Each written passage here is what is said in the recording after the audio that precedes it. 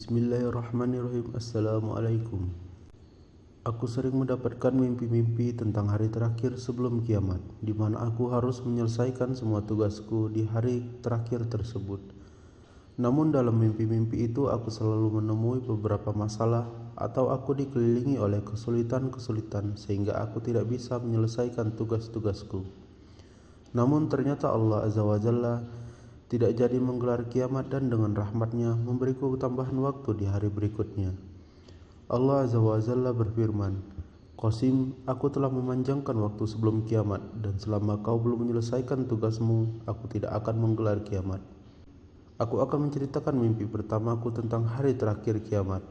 Aku mendapat mimpi ini pada tahun 1998. Dalam mimpi ini, aku sedang berbicara dengan Allah Azza wa Jalla di suatu tempat dan Allah Azza wa Jalla berada di atas arsy-Nya. Allah Azza wa Jalla berfirman kepadaku, Qasim, selesaikan tugasmu sebelum jam 6 malam sehingga aku bisa menggelar kiamat. Lalu aku berkata, baiklah, dan aku segera pulang agar aku dapat menyelesaikan semua tugasku karena waktunya hanya tinggal sedikit. Saat aku mulai berjalan pulang ke rumah, aku melihat seorang gadis sedang berjalan. Aku menyukai gadis itu. Aku ingin menikahi dan mengajaknya pulang ke rumah bersamaku. Aku pun mengikutinya dan lupa bahwa Allah Subhanahu wa ta'ala akan menggelar kiamat sekitar jam 6 malam dan aku harus menyelesaikan semua tugasku sebelum jam 6 itu. Aku mulai berjalan mengejar agar dapat menyusulnya, namun ada banyak sekali orang yang berjalan cepat dan terburu-buru. Di sana sangat ramai, banyak orang berdesak-desakan. Banyak sekali rintangan sehingga aku tidak bisa berjalan dengan cepat. Kemudian gadis itu berjalan dengan cepat sedangkan aku tidak bisa berjalan dengan kecepatan yang sama. Gadis itu mulai masuk gang-gang sempit. Aku berusaha sekuat tenaga untuk menyusul gadis itu, namun ia menghilang dari pandanganku. Dan aku terus mencarinya di jalanan. Saat aku yakin bahwa aku telah kehilangannya, barulah aku melihat jam tanganku dan menyadari waktu telah menunjukkan jam 8 malam. Aku pun ketakutan dan terguncang. Aku terduduk sambil memegang kepalaku dan berpikir, apa yang telah aku lakukan? Allah Subhanahu wa ta'ala telah jelas-jelas memerintahkan bahwa aku harus menyelesaikan semua tugasku sebelum jam 6 malam dan sekarang sudah jam 8 malam. Aku tidak mendapatkan gadis itu dan aku juga tidak menyelesaikan tugasku. Aku mulai mencerca diriku sendiri dan berkata, Allah hanya memberi kita satu kesempatan dan aku telah menyanyiakan kesempatan itu. Dan waktu yang telah berlalu juga tidak mungkin kembali. Lalu tiba-tiba aku berkata, tidak, Allah Subhanahu wa ta'ala juga telah berkata bahwa Dia akan menggelar kiamat sekitar jam 6 malam, sedangkan sekarang sudah jam 8 malam. Lalu mengapa aku masih hidup? Kenapa dunia masih terus berputar dan kenapa Allah Subhanahu wa ta'ala belum menggelar kiamat? Aku pun mulai berjalan kembali ke tempat tersebut untuk bertemu Allah Subhanahu wa ta'ala dan aku diliputi ketakutan yang amat sangat bahwa Allah Subhanahu wa ta'ala akan sangat marah kepadaku. Aku membayangkan Dia akan berkata, Qasim, aku telah perintahkan kepadamu untuk menyelesaikan tugasmu sebelum jam 6 malam, lalu kenapa kau belum menyelesaikannya? Saat aku sampai ke tempat itu lagi dan Allah Subhanahu wa ta'ala berada di atas arsy-Nya. Kemudian aku bertanya kepada Allah Subhanahu wa ta'ala dengan suara penuh rasa takut, Ya Allah, Engkau akan menggelar kiamat sekitar jam 6 malam dan sekarang jam 8 malam. Lalu mengapa Engkau belum menggelar kiamat? Kemudian Allah Subhanahu wa ta'ala berkata dengan suara yang sangat halus dan lembut, Qasim, kamu belum melaporkan kepadaku bahwa kamu telah menyelesaikan semua tugasmu. Itu sebabnya aku belum menggelar kiamat. Setelah mendengar kemurahan dan kelembutan Allah, hatiku menjadi sangat bahagia. Allah Subhanahu wa ta'ala benar-benar Maha Pemurah dan aku telah mengira atau berprasangka yang bukan-bukan. Kemudian aku menceritakan seluruh kejadiannya kepada Allah, bahwa aku bertemu seorang gadis di jalan dan aku telah menghabiskannya, menyia-nyiakan semua waktuku untuk mengejar gadis itu, dan aku juga tidak mendapatkan gadis itu. Allah berkata, tidak apa-apa Qasim, aku telah memperpanjang waktu sebelum kiamat. Kamu pasti sangat lelah sekarang. Sebaiknya kamu pulang dan tidurlah. Lakukan tugasmu kapanpun kamu mau dan saat kamu sudah menyelesaikan seluruh tugasmu, beritahukanlah kepadaku. Setelah itu barulah aku akan menggelar kiamat. Aku menjadi sangat bahagia karena Allah Subhanahu wa ta'ala memberiku kesempatan untuk menyelesaikan seluruh tugasku. Aku mengucap syukur kepada Allah Subhanahu wa taala dan berkata dalam hatiku, "Ya Allah, Engkau telah memberikan pertolongan yang sangat besar kepadaku.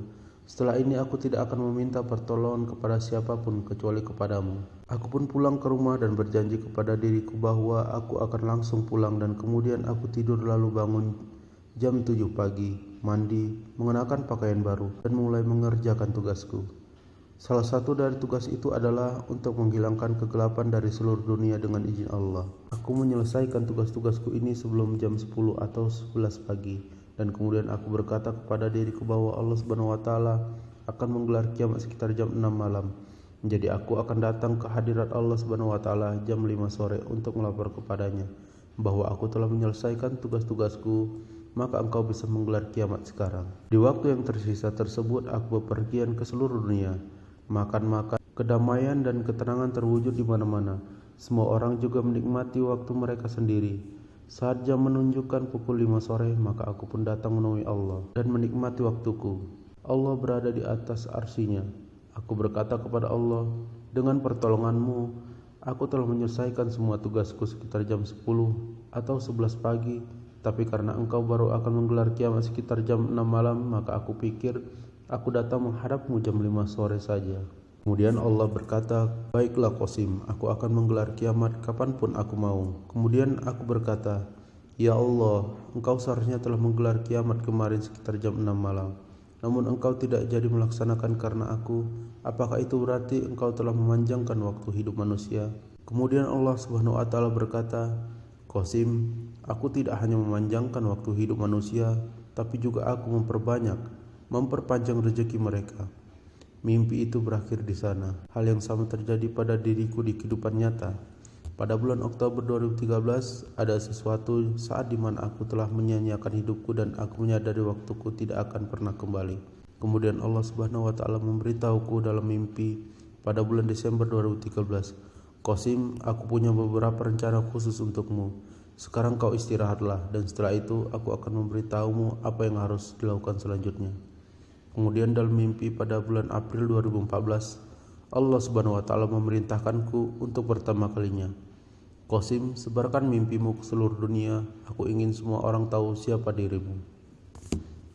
Jazakallahu khairan. Bismillah. Assalamualaikum warahmatullahi wabarakatuh. Alhamdulillah, asyhadu an la ilaha illallah wa asyhadu anna Muhammadar Rasulullah. La ilaha illallah wahdahu la syarikalah, lahul mulku walal hamdu wa huwa ala kulli syai'in qadir. Allahumma sholli ala Muhammad wa ala ali Muhammad.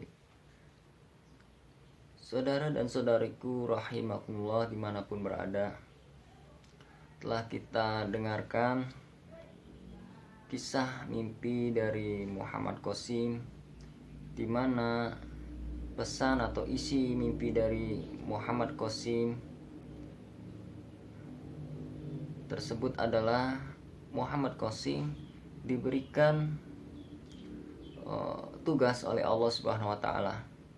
Tetapi Muhammad Qasim belum menyelesaikan tugasnya, dan Allah yang Maha Pengasih, Maha Pemurah mengampuninya dan memberikan waktu hingga Muhammad Qasim menyelesaikan tugasnya. Setelah menyelesaikan tugasnya, tentunya Allah akan menggelar kiamat.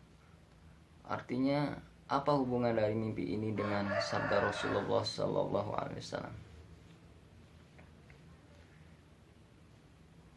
Dari Abdullah bin Mas'ud radhiyallahu anhu, Nabi Muhammad sallallahu alaihi wasallam bersabda, "Andai kata tidak tersisa dari dunia ini kecuali 1 hari," Zaidah bertutur pada hadisnya, "sungguh Allah akan memanjangkan hari itu."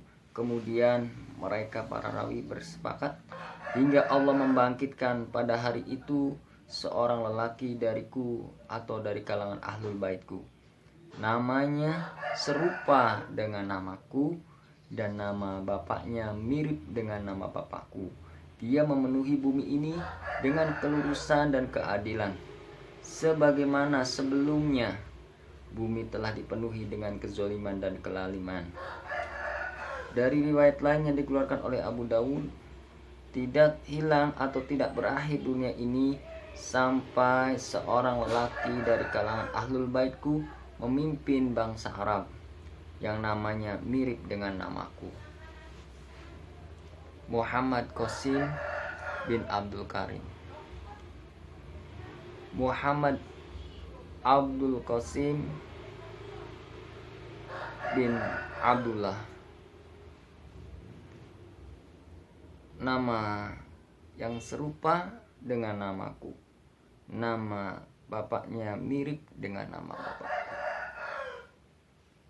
Jika kita perhatikan dua nama ini sesuai dengan sabda Rasulullah SAW. Oleh karenanya, maksud dari mimpi ini adalah Allah memanjangkan hari hingga keturunan Rasul ini menyelesaikan apa yang menjadi takdirnya, apa yang menjadi tugasnya, yaitu meluruskan, memenuhi bumi ini dengan kelurusan dan keadilan. Yang sebelumnya bumi ini dipenuhi dengan kezaliman dan kelaliman. Sampai keturunan Rasul ini menyelesaikan tugasnya, maka setelah itu barulah terjadi apa yang menjadi hal yang seharusnya terjadi, yaitu kiamat. Hendaknya kita memperhatikan ini, berarti orang yang mempunyai atau yang ditakdirkan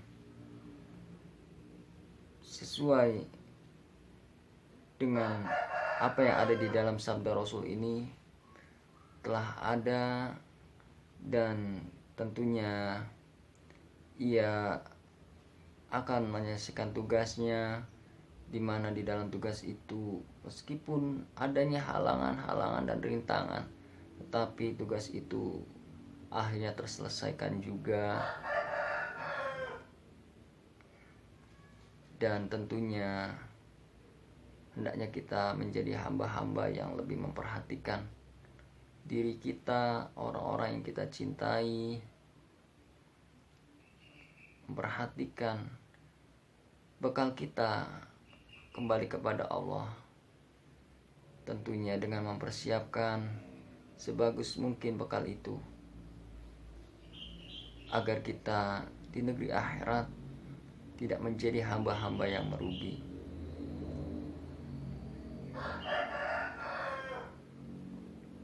Itulah pesan dari mimpi Muhammad Qasim bin Abdul Karim, di mana nama beliau serupa dengan nama Rasul kita dan nama bapaknya mirip dengan nama bapak Rasul kita. Abdullah adalah hamba Allah, dan Abdul Karim hamba yang mulia, hambanya yang maha baik, hambanya yang maha raja, mirip dengan nama bapak Rasul kita. Oleh karenanya, mari tentunya kita memiliki sikap apa yang harus kita lakukan sebagai umat Islam, sebagai umatnya Rasulullah Sallallahu Alaihi Wasallam, sebagai hambanya Allah, dan tentunya kita memiliki tujuan, memiliki cita-cita berkumpul di negeri akhirat dalam keadaan yang baik, berkumpul dengan Rasulullah SAW, keluarganya, keturunannya, sahabat-sahabatnya, keluarga sahabat, keturunan sahabat, dan orang-orang yang mencintai beliau, yang tunduk patuh kepada Allah Subhanahu wa Ta'ala, dikumpulkan di tempat yang terbaik, yang terpuji, dan bisa bertemu dengan Allah, melihat wajah Allah. Suatu kemenangan yang agung, dan tentunya bukan hanya keinginan saja, kita pun harus mempunyai upaya untuk mendapatkan itu. Wassalamualaikum warahmatullahi wabarakatuh.